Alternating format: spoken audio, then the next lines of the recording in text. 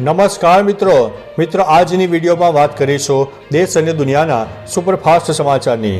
સૌપ્રથમ વાત કરીએ તો અયોધ્યા જવા વિરાટે બીસીસીઆઈની મંજૂરી માંગી છે। રનમ સિંહે બીસીસીઆઈ પાસે મંજૂરી માંગી છે। વિરાટ કોહલી 22 જાન્યુઆરીના રોજ યોજાનાર પ્રાણ પ્રતિષ્ઠા મહોત્સવમાં હાજર રહેવા માંગે છે। વિરાટ સિવાય સચિન તેંડુલકર, MS ધોની, દીપિકા કુમારીને આમંત્રણ મળ્યું છે। 23 થી 27 ફેબ્રુઆરી ઇંગ્લેન્ડ સામે ભારતની ચોથી ટેસ્ટ શરૂ થશે। 22 તારીખે મેચ ન હોવાથી બીસીસીઆઈ તેને પરમિશન આપશે કે કેમ તે આગામી સમયમાં ખબર પડશે। અન્ય મહત્વના સમાચારની વાત કરીએ તો સરકારી તેલ કંપનીઓને ડિસેમ્બર ક્વાર્ટરમાં જંગી નફો થયો છે।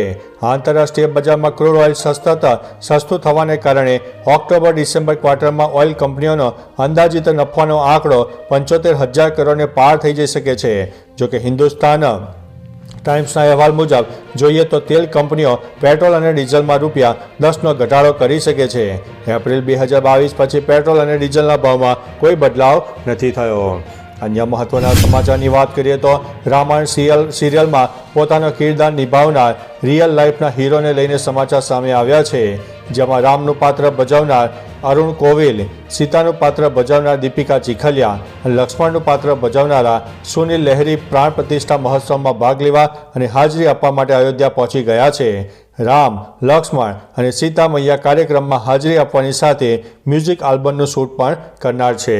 તો ચાલો મિત્રો, ફરીથી દેશ અને દુનિયાના સુપરફાસ્ટ સમાચાર લઈને મળતા રહીશો। ત્યાં સુધી અમને રજા આપશો। નમસ્તે।